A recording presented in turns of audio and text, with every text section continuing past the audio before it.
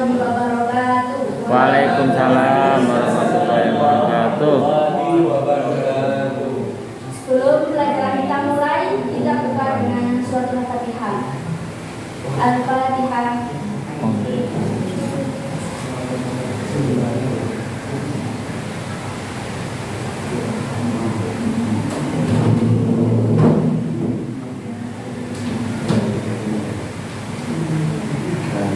Untuk hari ini apakah ada yang tidak masuk? Ada Bu. Siapa? Kita. Kenapa Anita nggak masuk? Sakit. Jepang Bu. Maria Bu.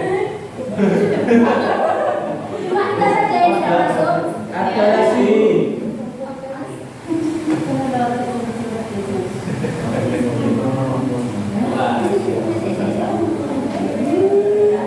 Di sini Bu Guru akan membahas tentang menelusuri tradisi Islam di Indonesia. Ada yang tahu tradisi Islam di Indonesia itu seperti apa aja? Tahlilan. Terus Yasinan. Mauridan. Maulidan. Mahraman. Apa? Mahraman. Ya, Mahraman. Takbiran. Ya, terus Aura. Reloan bukan termasuk tradisi Indonesia ya.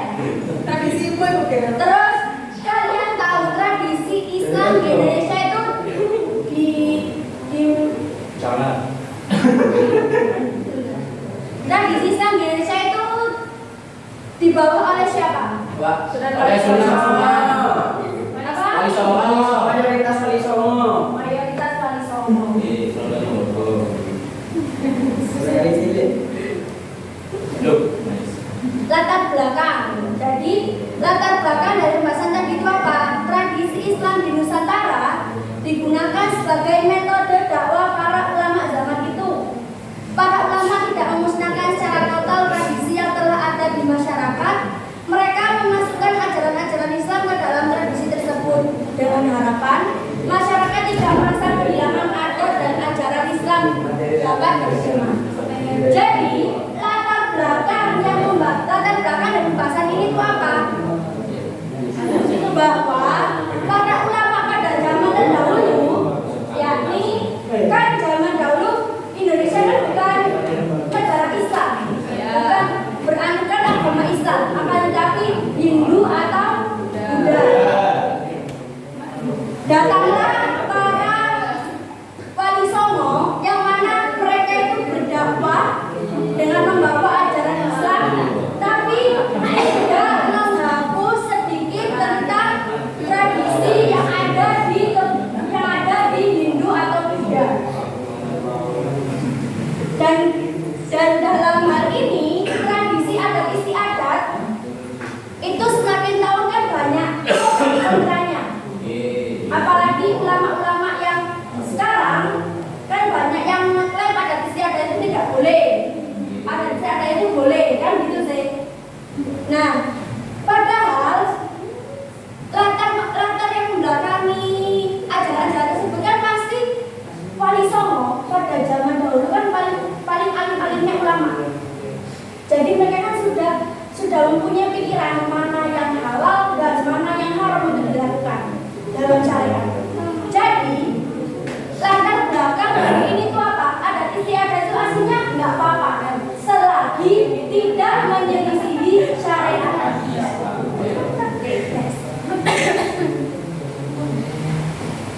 Untuk materi tersebut kan yang ada di kelas 9 yakni pertama halal bihalal yang dilakukan pada bulan Syawal berupa acara saling bermaaf-maafan.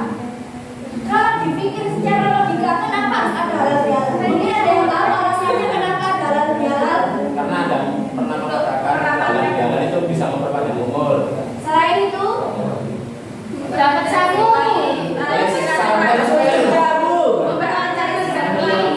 silaturahmi masuk surga. Selain itu Pegangan tangan. selain itu Buka. Sini. dapat ampau. Awas itu ya. Selain itu Nabil angkatan 2020 itu masuk. Alasan Nabi. dari adanya halal bihalal itu Enggak cuma pernah satu. Masuk Karena cuma satu apa? kali. Ramadan kan bulan rahmat. Oh. Nah, adanya halal bihalal rahmat kan berarti semua dosa-dosa kita kan diampuni oleh Allah. Amin, amin. Nah, Allah kan sudah mengatakan semua dosa itu kuampuni kecuali dosa sesama manusia. Nah, karena itu adanya halal bihalal ini untuk apa? Untuk melebur dosa antara sesama manusia. Jadi yang kedua, sekaten di Surakarta atau Yogyakarta. Ada yang tahu sekaten itu apa? Skakmat. Sekaten. Kan ini termasuk budaya adat istiadat. Saya bukan orang Surakarta, Bu. Tapi kamu nggak cinta Indonesia, kan kita di Indonesia. Bukan, cuma sekarang itu tidak masuk dalam budaya saya. Tradisi Yogyakarta sih ya. Ya, apa sekaten sendiri? Mungkin bisa dilihat di modul atau MPP-nya. Ada penjelasan tentang sekaten itu apa? Oh, sekaten. Iya, Bu. Apa ada yang tahu sekaten itu apa? Hari Nyepi. Bu. Salah. Keluhan cicak ya, Bu. Keluhan cicak. Loh, kan di sini ya, Bu. Loh. Perayaan Maulid Nabi. Apa? Perayaan Maulid Nabi. Jadi sekaten di Surakarta dan Yogyakarta itu yakni apa? Perayaan Maulid Nabi. Jadi kalau di Yogyakarta dan Surakarta perayaan Maulid Nabi pada 12 Rabiul Awal itu dinamakan sekaten. Jadi kayak orang-orang di kerajaan kan Surakarta dan Yogyakarta ada kerajaan kan? Nah, orang warga kerajaan itu mengadakan acara untuk menyambut Maulid Nabi dan namanya itu adalah sekaten. Lah, kalian kenapa kok nggak bisa tahu dari beberapa adat istiadatnya? Karena kalian belum ada di tempat itu, atau kalian nggak tahu pada akhirnya kalau kita tidak membangun sekaten itu apa? Ya. Terus tradisi Rabu Kasan atau Rekasan, ada yang tahu apa ini yang nomor 3? Rabu Kasan di bulan apa? Bulan apa?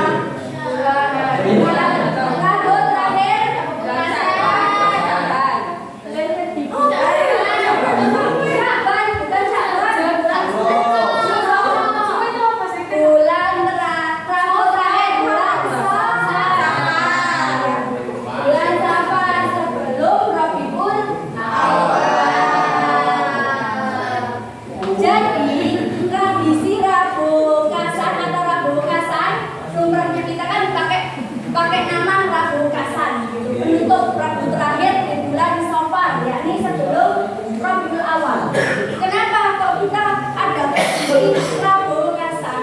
Karena ada sebagian ulama yang mengatakan pada Rabu Kasan itu Allah itu menurunkan bala. Dan ada cerita lain yang mengatakan kan setiap di dunia itu ada namanya wali kutub. Nah, wali kutub itu jadi nanti kalau Rabu Kasan Allah kan menurunkan bala. Itu yang menerima itu kayak gak langsung jatuh ke manusia, akan tapi diberikan dulu kepada wali kutub. Dari wali kutub itu nanti ada beberapa manusia yang kena.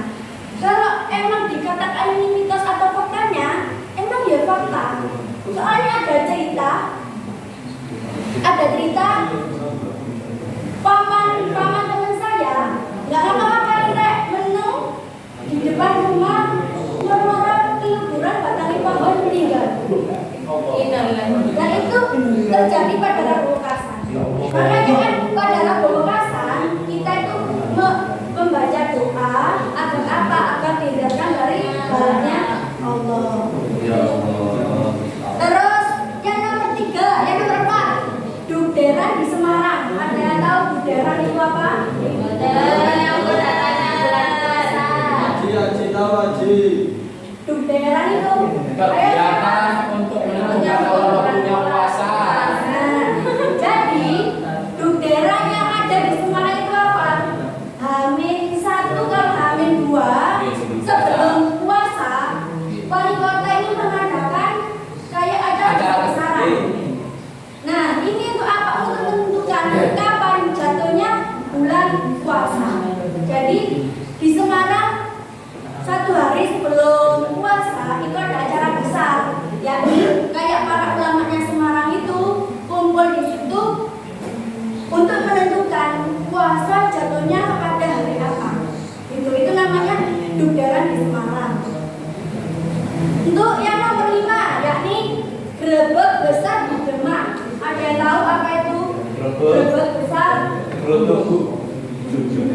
Grebek yang bukan geruduk. Grebek itu apa? Perayaan yang dilakukan pada bulan Zulhijjah. Ziarah makam.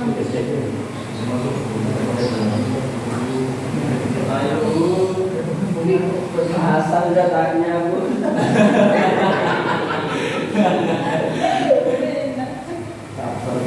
Jadi grebek besar di Demak itu dilakukan pada 10 Zulhijjah, yakni pas hari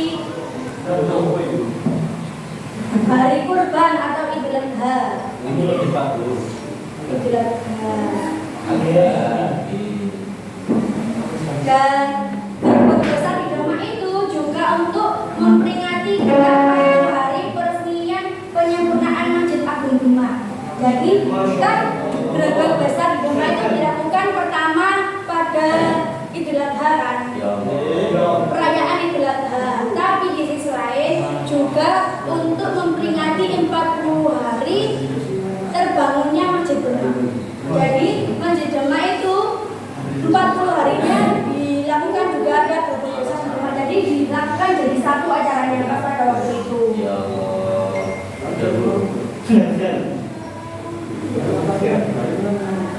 Nah, yang mana Masjid Demak itu didirikan oleh Wali Songo.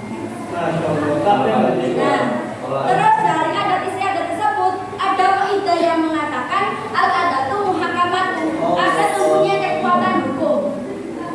Jadi dari definisi di atas dapat diambil pengertian bahwa